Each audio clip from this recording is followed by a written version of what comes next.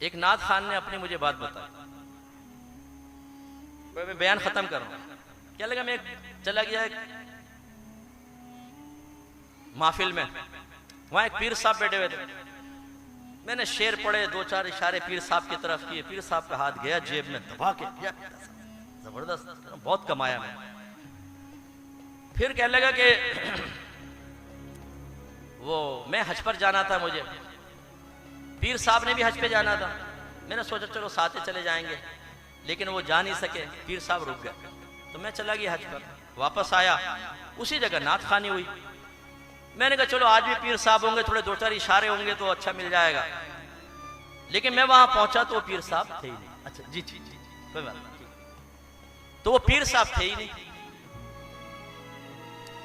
کہنے کہ یار میں نے سوچا، اب مجھے بتا رہے تھے، کہنے کہ میں نے سوچا کہ اب پیر صاحب ہوتے تو بڑا مسئلہ، بڑا مزہ آ جاتا، کمائی اچھی ہو جاتی. کہنے کہ ایک دم میرے ذہن میں آئیڈیا آیا.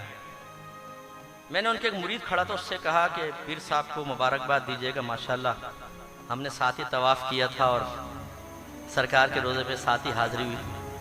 مرید کی آنکھیں ایک دم پھٹیں کہ یار پیر صاحب تو گئے نہیں، یہ کیسے؟ وہ بھاگا. اس نے جا کر کہا پیر صاحب وہ تو ایسا نعت خان ایسا کہہ رہے ہیں، آپ کو مدینے میں دیکھا، مکے میں دیکھا. وہ پیر صاحب نے چھلانگ لگائی، چھت تک گئے ایک دم.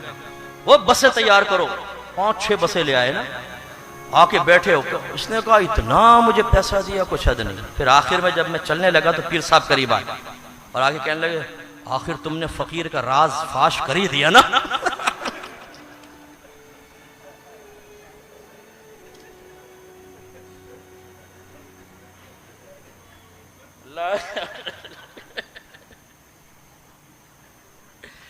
بھائی نعت خوانو تم سے ہاتھ جوڑ کے معذرت، ہر ایک نعت خان ایسا نہیں ہوتا، لیکن تم میں بہت سارے ایسے بھی ہوتے.